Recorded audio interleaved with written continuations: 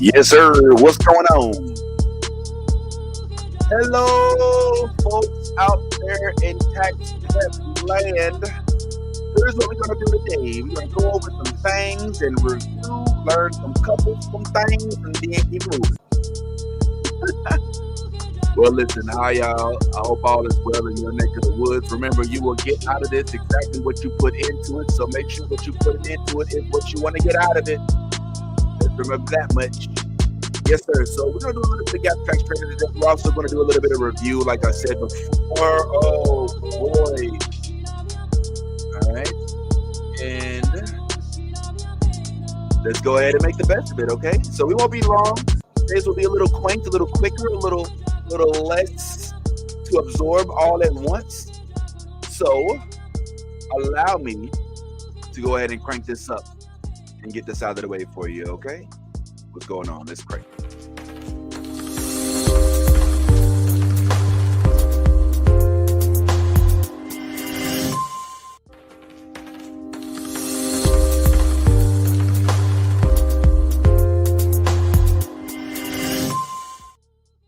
All right. Good morning, good afternoon, good whatever it is, wherever you are. Thank you for tuning in. I'm your boy, the real Vince Taylor, and you have been peeping the modules the last couple of days. And today I figured we'll just go ahead and break from the modules. They're a little old anyway. Let's keep it real. Even it's a little choppy on the actual video. So I figured I'd do a quick live so that we can actually go over some of the stuff we've learned, review quickly, and then learn a couple other things. This is just for the newbies, all right? For y'all vets that have been doing this 15, 20 years, 5, 10 years, this isn't probably going to help you as much. This is pretty basic. We're just going to go over how to enter W-2s and a couple other income forms so that we can have you ready for that, because those are going to be the most important on day one, in my opinion. But just to make sure that we can keep all of the appropriate lessons in play, let's review what we know thus far so we can all be on the same page. And some of this is going to go kind of quick, so take notes, rewind, do what it is that's necessary. All right, recall, we want to make sure that when we do have clients that we're able to keep track of them, right?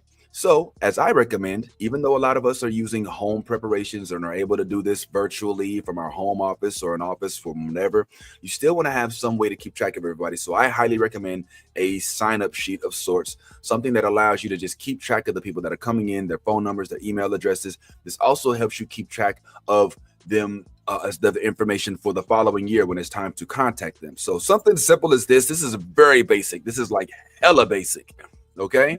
But you can put in here email address, you can put in here address, you can put in here whatever it is that you like.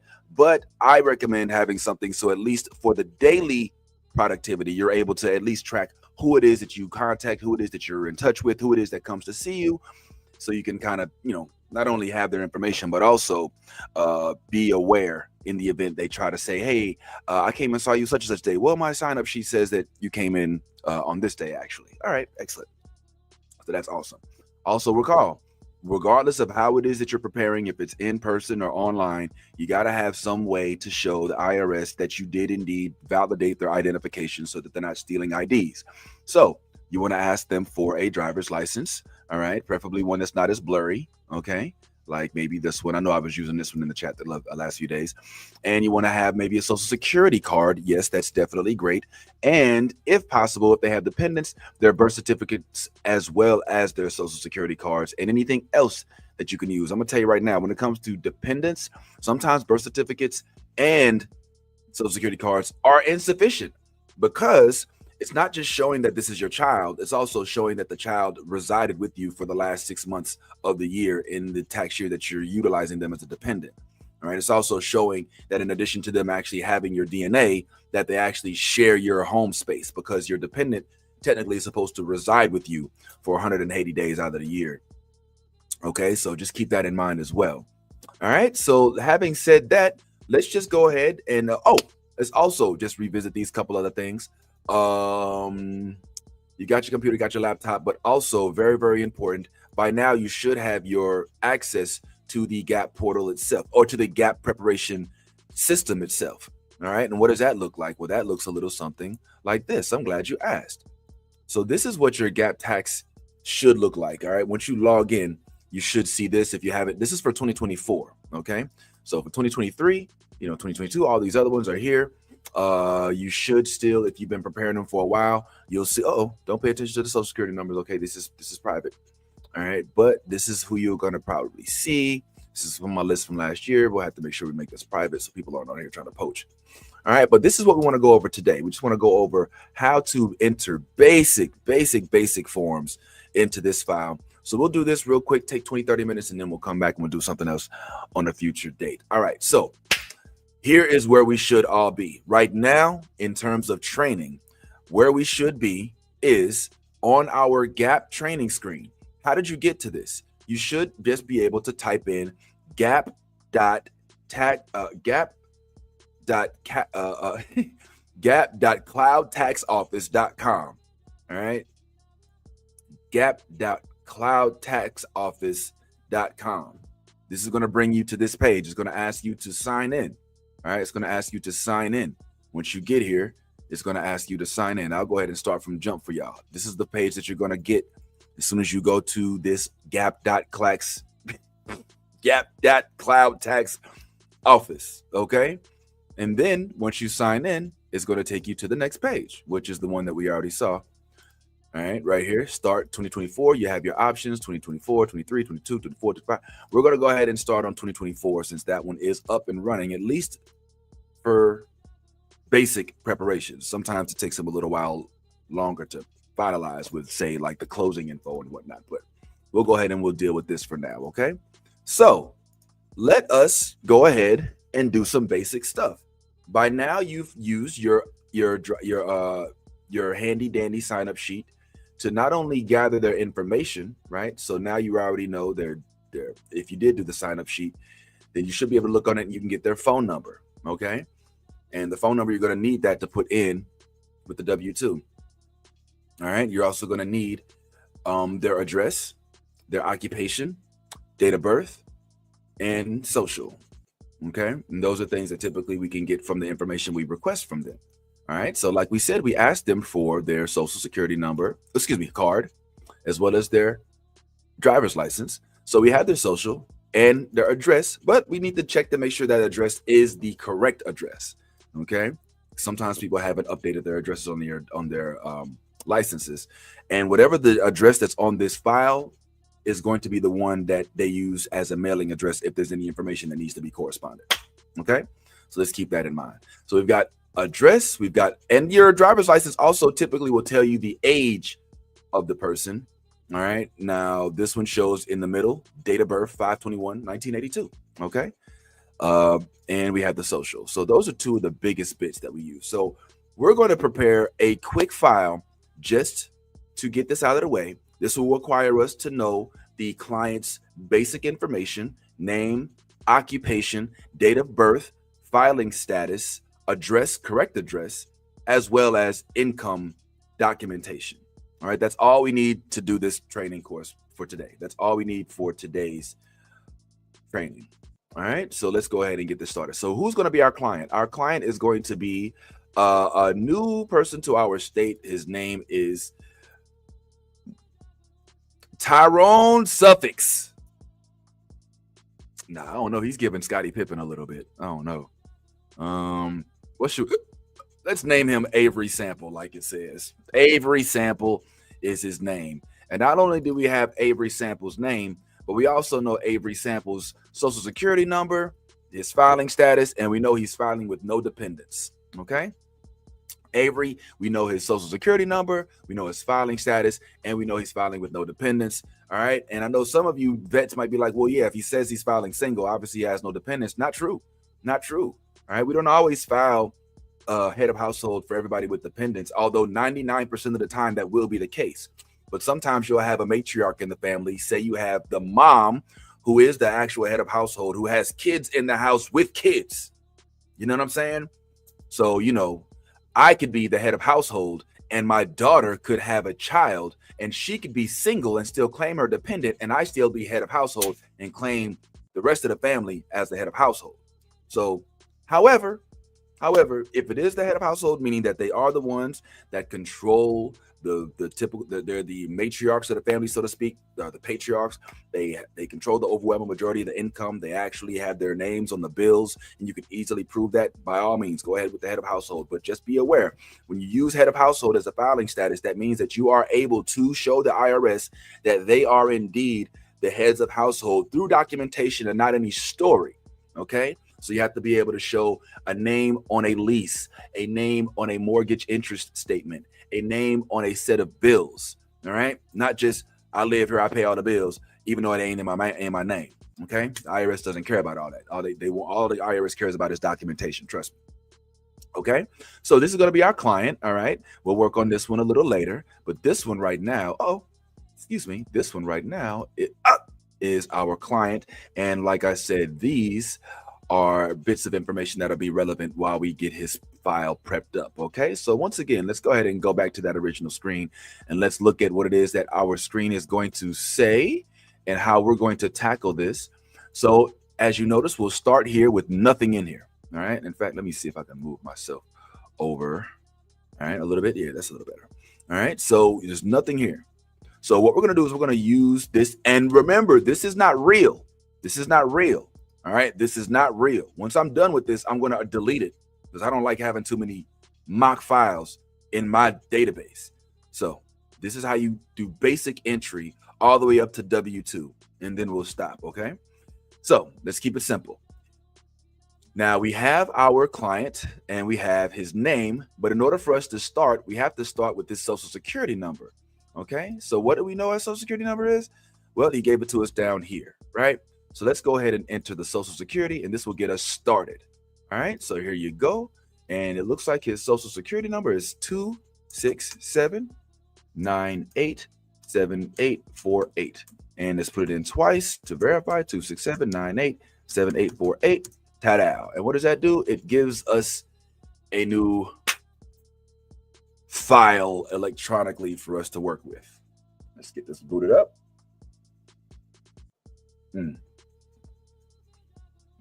Okay, this is good. All right. Like I said before, I don't think that they're completely finished because obviously not only does the IRS change things on an annual basis, but there's a new administration coming in this year.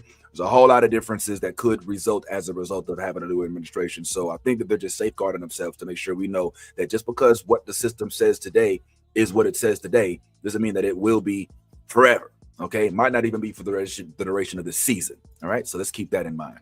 All right, keep it moving along.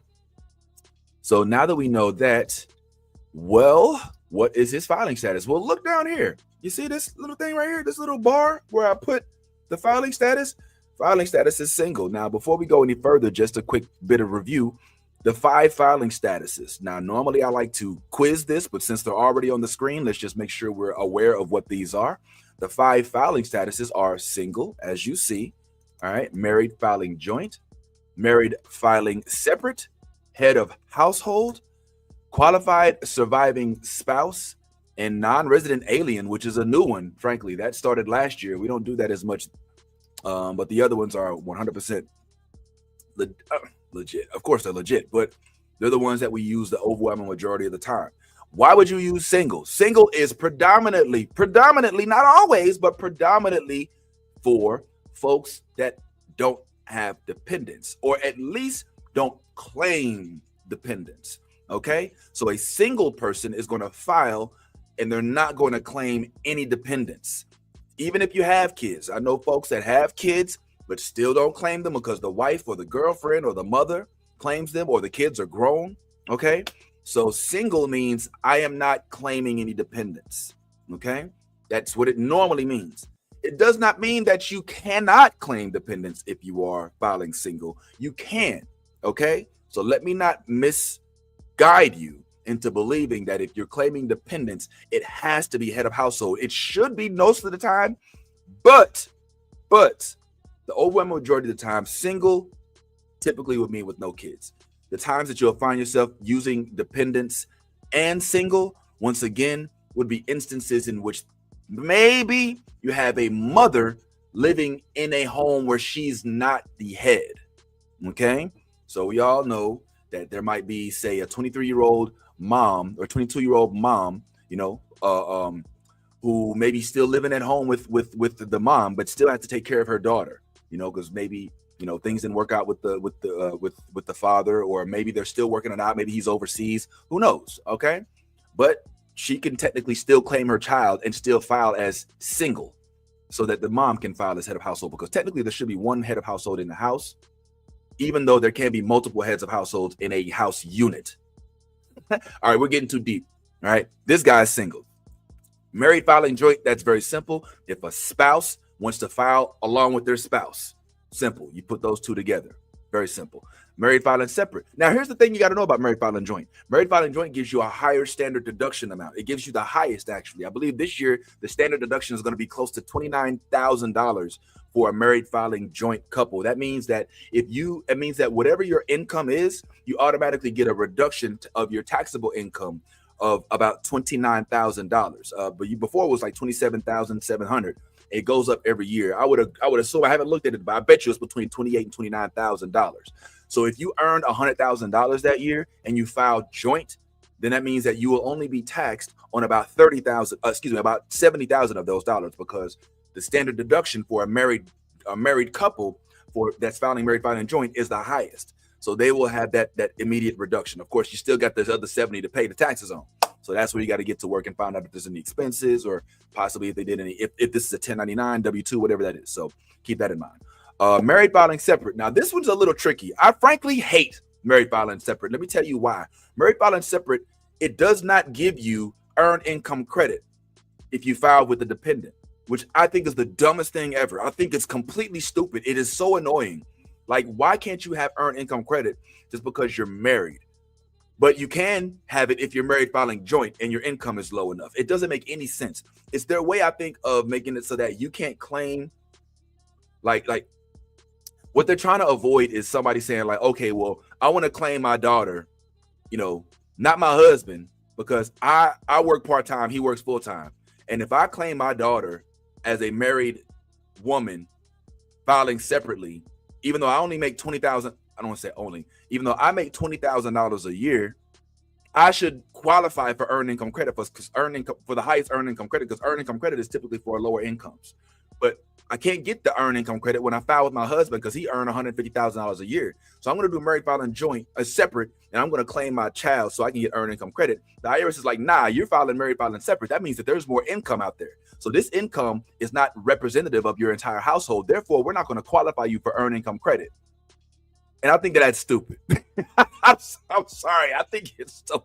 They're setting people up to try to get audited. Like, it's so devious. But hey, you got to do what you got to do, IRS. I guess you got to do what you got to do. But anyway, married filing separate typically will be when two couples do not want to combine their incomes. But keep in mind, that does not bode well for those that are trying to claim dependents. I would recommend married filing separate specifically for couples that are married but not with kids. That's the best time to use married filing separate, because you don't get that full standard deduction. You don't get the $28,000, $29,000 standard deduction that you get for filing joint. You get half of that, about $14,000 per person on that married filing separate. So I typically try to stay away from that if I can. But of course, the client typically will get what they want. Now, this is an industry where the client isn't always right. All right. But we try our best to cater to them as best we can, because that they can go home and do this on TurboTax if they want. Head of household. This is the easiest, in my opinion, to do they have dependents? Yes. Okay. Do they have any bills in their name? Is their name on the lease? Is their name on the mortgage? Okay, cool. BM. Does anybody else share this head of household title that you're claiming? No? Okay, BM, we should be good to go. Now, here's where you're going to run into trouble. People that just tell you they had a household without any documents to prove it. So I would highly recommend that you try to get something to solidify their head of household status, which would mean a mortgage interest statement, which would mean their name on a lease, which would mean their name on multiple bills, okay, at the address that they're filing under. This is going to help you keep the IRS away, because they will knock if they have reason to, okay? And the qualified surviving spouse, that's for widow and widower, typically for the year of or after their death, okay? So it's not something you use for your entirety. There is a small credit for filing that. And then when you do file that, be prepared to present the death certificate of the fallen as well, okay? So I'm glad we went over that. Let's go ahead and get back into where we were, which was trying to figure out what it is to do with this file. So the next step in this process is for us to enter the information that we know. As I've already stated at the bottom, our clients, Mr. Avery Sample. Avery, he is a single man, as it states down here, right here on this little bar. We see that? So let's go ahead and click that single button. Hallelujah. All right. And now we got to put in Avery's info. Okay. So we've got Avery's info on his driver's license, right? Okay. Let's go ahead and put this stuff in. We've got his first name is Avery. Now, I use all caps, so I recommend it. It makes it easier and uniform for everybody in the office, but it's up to you. It's your office. It's your business. We got his social. We got his date of birth. Let's see what all we're putting in here, okay? So we've got his social. We've got his date of birth. What else information is it that we need? We also need his, oh, shoot, I didn't put his date of birth in yet. Do you see that? It's right there in the middle of the page. It's 05/20/1956. Good job. And for right now, there is an occupation slot. This occupation slot used to be used to be optional. It used to be mandatory, but it looks like it's optional now. So for the sake of moving on, we'll leave it. But this is a place where I typically like to put the actual occupation. All right. In this particular instance, I'm going to put that he is a laborer. All right, whatever that means. Okay. Now, what will we use these for? Typically not much, but I can tell you right now, the top one is the one that we'll use in the event it is a person filing that's still being claimed by their parents or someone else. We'll get into that a little later, but we'll save that. I wanted to just kind of put that in your head. All right, so now we're moving on down. All right, and we want to go ahead and put Avery's address in here. So let's go ahead and look at Avery's address. Bam, there's Avery's address. Looks like he stays at 123 North State Street. All right, we got 123 North State Street. All right, and that's in Trenton, New Jersey. 08666 1234. All right, and I'm going to go ahead and give him a phone number here, even though he didn't give it to us. I'm going to give him a phone number, 973-699-1234. All right, so we're gonna have this entered on our screen now, guys. All right, we're going to enter this, and you see, we just put that into our handy dandy ID screen right here. All right, for those who can't see, all right, this is all on the personal information page from our GAP. All right, from gap.cloudtaxoffice.com. I hope you're following along with me on your page, especially if you haven't done this before. Let's go ahead and get this zoomed back in a little bit. And we have successfully entered the info on the first page, guys. It's that simple. All right, it's that simple. We've entered the info on the first page. That's simple. Name, social, date of birth, optional occupation, although I think it's good to do so, your address, and the phone number. You can even put the email address, which I highly recommend. We'll leave it blank for now, but I highly recommend that. All right, and not to take away from the fact the filing status is still single. What just happened? Did it just delete all my work? It did. You arg. So let's just do it again real quick. Avery Sample. All right, and we've got Avery social right here. All right, and remember his birthday is 05. What was the birthday? Let's go back and check that out again. 05/2056. That's right. 1956. All right. And let's keep it moving. I'll put down here laborer. And he can't be claimed as a dependent because he's nobody's dependent. We got 123 North State Street here. We got Trenton in New Jersey, 973-699-1234. And ta-da, first page done. Book it, keep it on moving, okay? So now they're asking if they have any dependents. And what does it say here? What does it say right here, y'all? What does it say? It says Social Security number, filing status, single, no dependents. No dependents. So since he doesn't have any dependents, we're going to click no. All right? Now all we're faced with is all these income bits, okay? So on this income page, there's a few that we typically tend to focus on predominantly more than the remainder. Now, there's typically two types of forms that you'll get when it comes to income. but they come in different form types. All right. The two form types will be W-2 and 1099. W-2 and 1099. W-2 and 1099. W-2 and 1099. Now, W-2 is typically pretty self-explanatory, right? A W-2 is typically pretty self-explanatory. It will have all the information you need to enter into your system, and it'll make it pretty basic, all right? A W-2, pretty self-explanatory. Now, 1099s are a little different because there's multiple types of 1099s as you see here, right? Like we've got 1099G, 1099R, 1099 SSA, 1099 MISC, 1099 NEC, 1099K, 1099 this, that, the third. All right. So there's a lot of different types of 1099s, but there's normally just one type of W-2. But the point is, if you see the word or the letters or the numbers or whatever, and it says 1099, then that is a vital form, tax prep wise, because that is it's indicative of some sort of income that needs to be filed. Typically, a 1099 has been reported to the IRS, especially if it's a major company. Not always. I mean, some of the smaller mom and pops may not necessarily report them.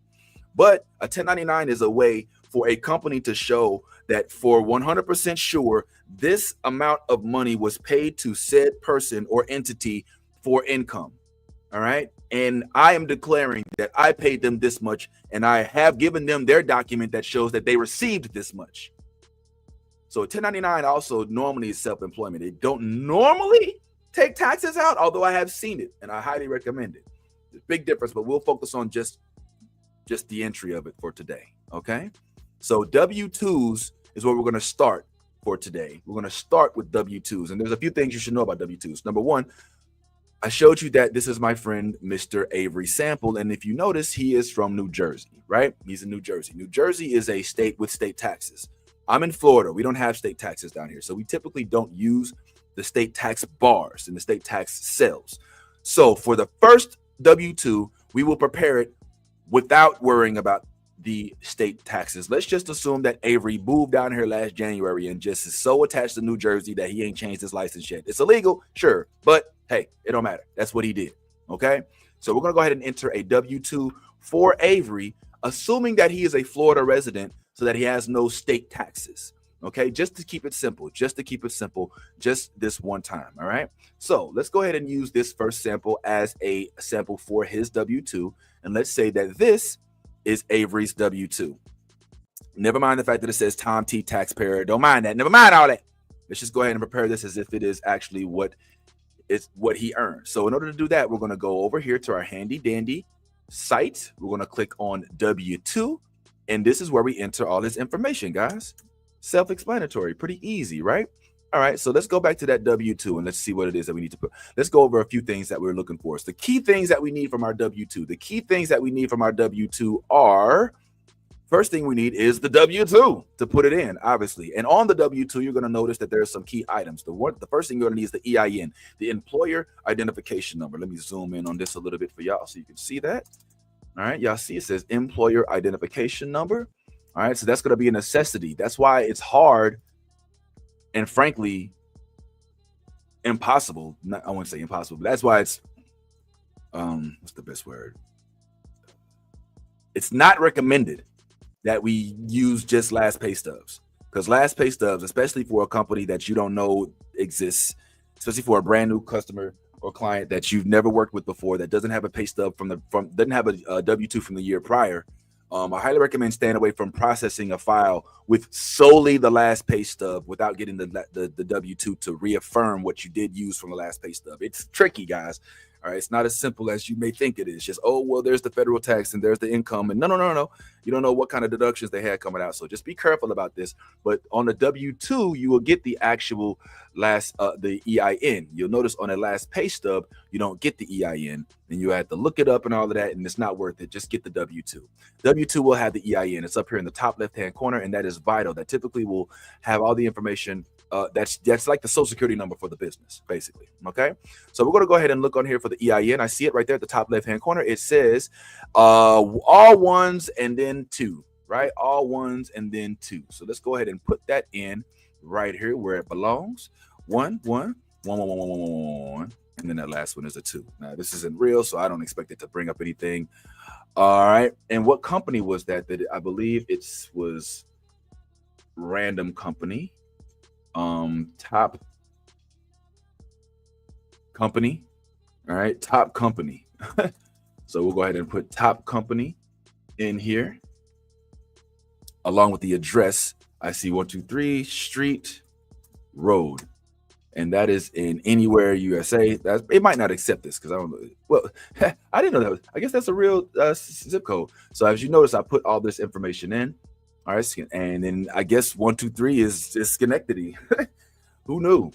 All right, so that's the easy bits, guys. We've got the EIN and the information that's on the top of the screen from the company. Okay, the company's info. W-2 almost already done. Okay, now let's get into the meat and potatoes. Let's look at the actual income and wages. So let's go over what it means on a W-2 for these actual these bits of information. So I'm going to scroll down a little bit. All right, here's where we are at the employee. This is a W-2 page. All right, W-2 page in the software. We're going to scroll down a little bit to the income section right here for wages, compensation. As you'll see, that's also on your W-2. Okay, so let's just take a couple seconds, and I want to go over with you the W-2 and what exactly it is, because for most folks, like when you for the noobs, all right, who haven't done this before, a W-2 to you is a way for you to file your taxes. But as a tax preparer, a W-2 is a clue into the income and the taxes and the deductions of a client. Okay, it's more than just a paper that you use to put a bunch of numbers in TurboTax and hope for the best once you get to the end of that process. We can actually tell exactly or what's going on with the client at their work by looking at the W-2. Let me explain.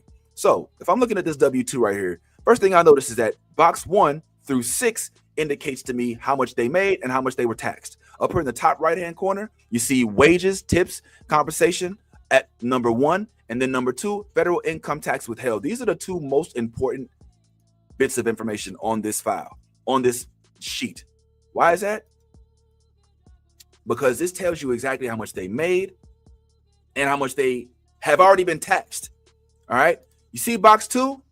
Box 2, box 2, that's money that they've already paid in federal taxes. That's money that came out of their check and has already been allocated to federal taxes. You, as a tax preparer, are charged with the task of trying to help them, if it is at all possible, get some of that money back. You know what that's called? A tax refund. Okay? That's where the term tax refund comes from. It doesn't come from, oh, I worked and I bought a TV. Okay, what's that? Okay, that's what you're supposed to do. You spent money on a TV, that's great. Well, I need that money back. You know what I'm saying? No. The IRS does not refund television sets. The IRS does not refund you for homes purchased. It doesn't refund you for buying that car, that bag, that vacation. It doesn't refund you for gas. What it does is it helps refund you for taxes that you've paid. So if you haven't paid taxes, how are you going to get a tax refund? You cannot. What some folks do is they get earned income credit for claiming their dependents, and there's some money in that, but they confuse that refund money on their refund as actual tax refund. No son mismos, they ain't the same. Okay, so when somebody says, look, I have my W-2 and I need a whole bunch of money back, there's a few questions you should ask. Number 1, okay, well, how much taxes did you pay? And are you claiming any dependents that would give you qualifications to actually get some sort of tax refund? Because if you're not paying no taxes and you're not claiming dependents, there is no refund to issue you. And that's something that you have to have full grasp of, because when your client decides to maybe up and leave and go somewhere else because they don't believe you, they think it's possible that you could easily just give them a bunch of money, even though they ain't worked all year, they ain't claiming nobody, but it's tax season, and they see on Instagram that all their friends getting $10,000 checks, and they wondering how come they ain't. You should be able to explain to them, this is how come you ain't, because you ain't paid no taxes, nor are you claiming dependents. Now, that doesn't mean you should be paying taxes and you should be claiming dependents, but the circumstances lead to the outcome. All right. So don't get mad at me because I'm giving you the information that you didn't have. And just keep my hand free. I'm not about all that crazy, weird stuff that a bunch of tax preparers do that you see that are doing taxes one year and you never hear from again. That's not me. I'm not here to try to be doing a bunch of crazy stuff. I'm gonna do your taxes, do it right, and I'm gonna stay in business. All right. My family is way more important to me than yours. I'm sorry. I love you to death and I want you to be a client, but I ain't gonna have nobody to take care of if I don't do this right. Okay. So on a W-2, the top right hand corner, we see that this client, even though I know it says Tom R. Tom T taxpayer, this client right here is turning in a W-2 that shows that they earn $998,500 in wages, tips, and earnings. And the federal income withheld is at $15,000. And that's not that bad. That's not that bad. All right. Now, typically for a household of that sort, for a tax bracket, I hate to get this technical with y'all, and I won't go too deep into the weeds for right now. But for a tax bracket that high, like those tax brackets, they jump up. Now, standard. I don't know if I can get into tax brackets right now, but let's just say that about $100,000 is getting taxed about 24%. Okay. In fact, you know what? Nah, let me go ahead and just show you this. Let me see. Let's go ahead and show you this real quick. I wasn't going to show this at first, but just so that we can be on the same page and so you can kind of understand what tax brackets are. Let me just show this to you really quick. All right, hope this doesn't take too long to bring up. Thank you. Okay, no, thank you. Your computer ever try to like be smarter than you? All right, cool. So let me bring this up for y'all real quick. Tax bracket wise, this is just a real quick lesson that I won't keep on the forefront, but just so you can kind of have a better idea as to what tax brackets are, I want you to check this out real quick. Okay. And this page, I think it gets a lot of spam. So try to bear with me as this wasn't on my list of things to tackle today, but let's do it. So check this out. With the tax bracket, this kind of tells you what it is that happens excuse me, to your money when you are when you earn a certain amount. Okay. This shows you what it is that happens with your money when you earn a certain amount. So just try to follow along with me on this one. This one should help you understand what happens to certain incomes at a certain level. Okay. So I'm looking over here at the taxes stuff, right? So if you notice that you're $0 to $11,000, there's zero tax, like that, 10% is taxable. All right. But typically, they don't tax you on that. Let's just keep it real. You know what I'm saying? They're not going. If you make less than like $11,000, you're not going to owe the IRS any money. 9 times out of 10, it's just going to say zero. And I'll show you what I mean in a second. But let's go ahead and start with $11,000. The $11,000, the second tier tax bracket. Okay. This one is the overwhelming majority of clients. This is where you'll find the most of your clients, more than likely, depending on where you are. I don't know. You might be in the good side of Jersey. I don't know. But 1161, that means that if they earn anywhere between $11,601 to $47,150, then they will be taxed 12%. They will be expected to pay 12% of that income to the IRS. Now, what happens with some of these folks that have W-2s is that they will already have those funds allocated to the IRS directly from their paychecks. So at the end of the year, they get to learn whether or not they overpaid. All right. And if so, then they can get some of that money back. If not, you've done right. That's how tax refunds work. The next tax bracket, as you notice, is $47,151 up to $100,525. Okay.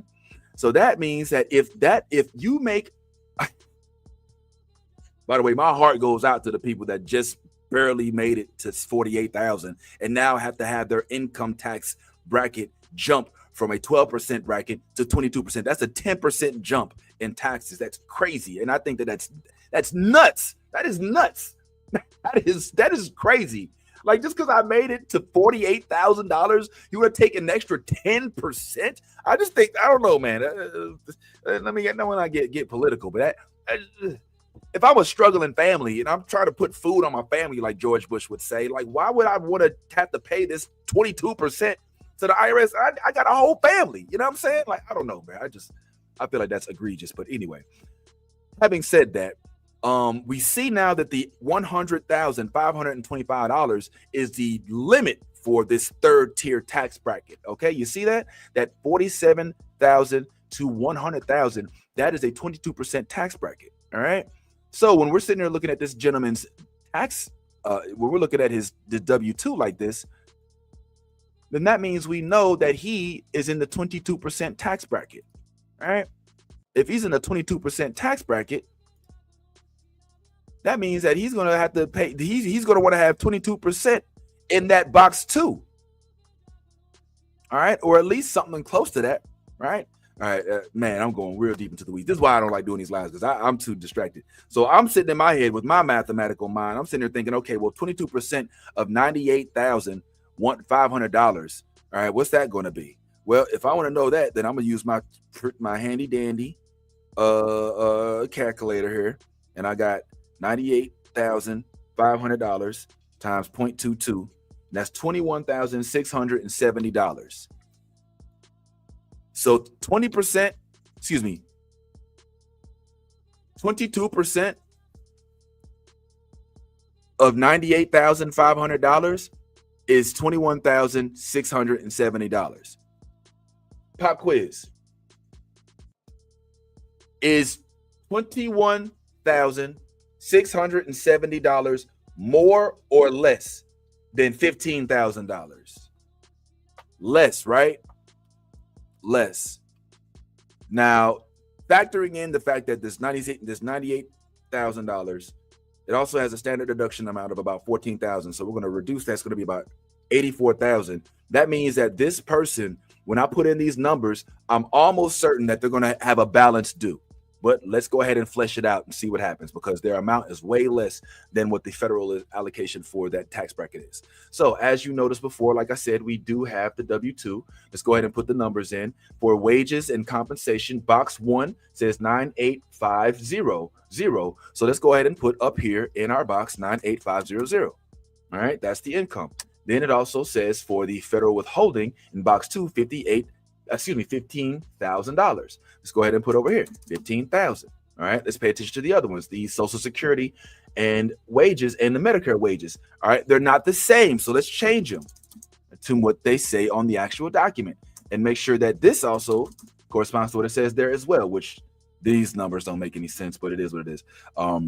Then we got $100,000 right here as well.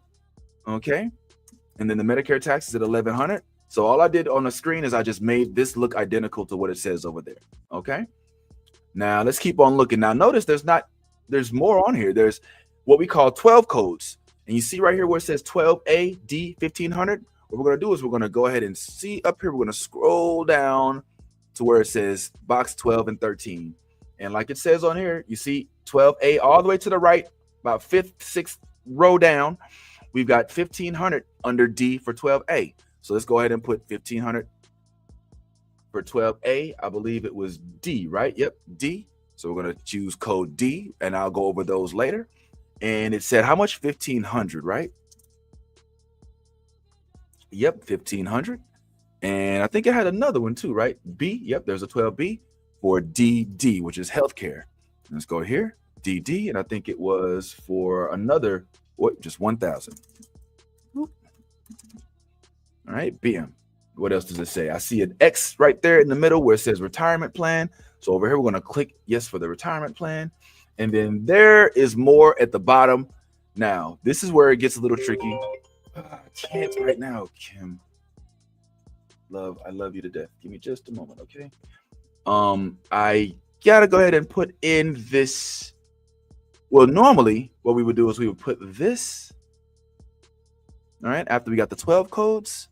All right, we're going to go down here, and we would typically, where it says the bottom, those 15 through 20, those boxes are for state taxes, okay?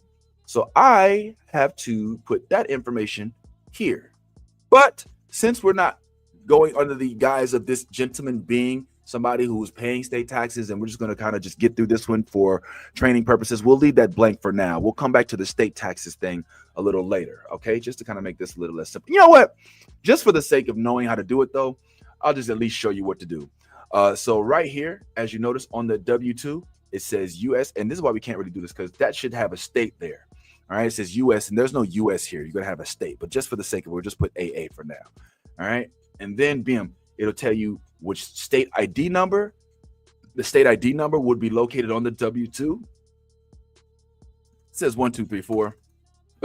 It's not going to accept this. Okay, excuse me.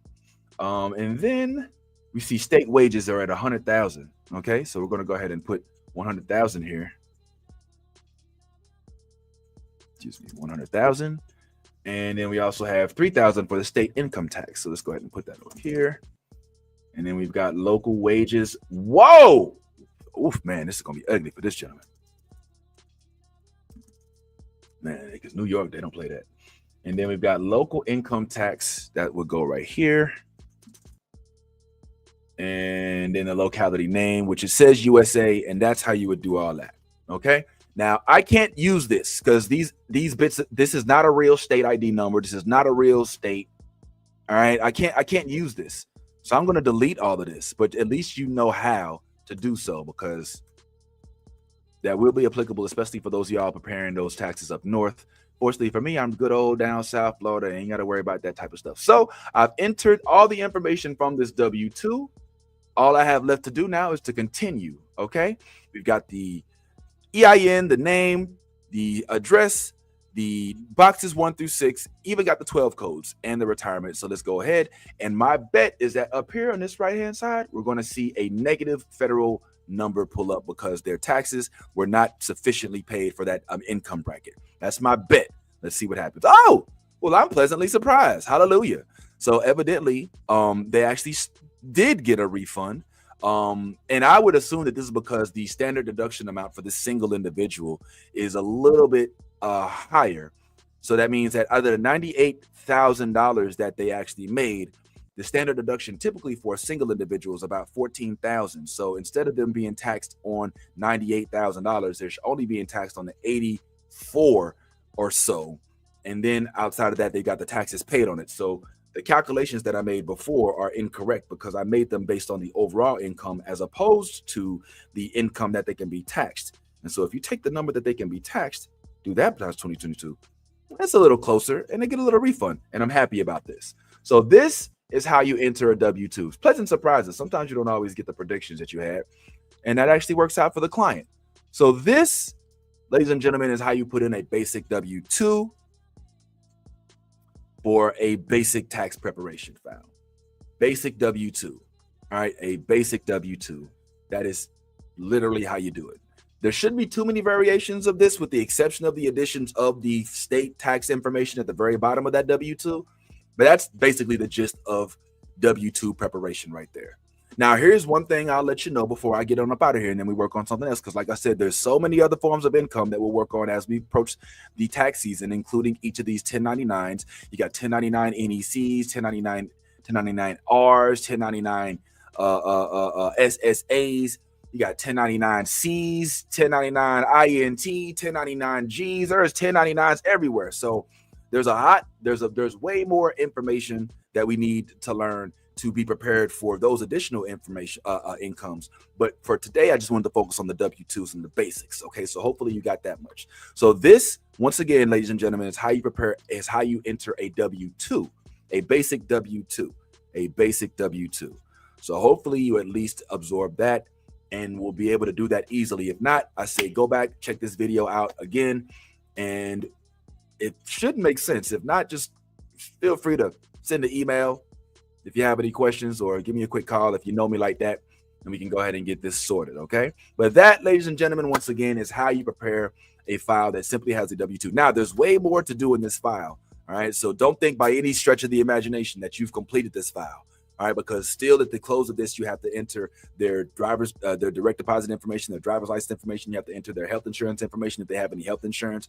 If they have, well, they don't have any dependents, but if they did, you may have to do EIC notes and things of that sort. There's still much to be done to close this file out. But in the spirit of keeping things simple, I figured we just at bare minimum show you how to get this far and then pick it up, go a little further a little later. Instead of these long drinks, a couple short shots on a daily, I think will be a little bit more advantageous for those who are trying to incorporate this into their tax structure moving forward, okay? So that's all I got for y'all today. Just simple, basic W-2 entry so that we can all know how to do that. That should be fairly simple. Hopefully you all absorb that. If not, like I said, hit us up, hit me up, hit any of us up, and we'll be more than happy to walk you through it. And yeah, we just want to kind of, just give you a couple morsels on a daily, try to get it so that you're at least a little bit more acclimated and a little more confident about your own ability to prepare these things for your own clientele base. and that is happening right around the corner because 2025 ain't but right around the corner. So without further ado, guys, I just want to say thanks again for giving me the opportunity to speak with y'all directly. Look out for the next announcement in our group as for when that training will be. And like I always say, put into this what you want to get out of it, because if you ain't putting nothing into it, I can tell you right now, you don't get nothing out of it. We'll see you on the next one.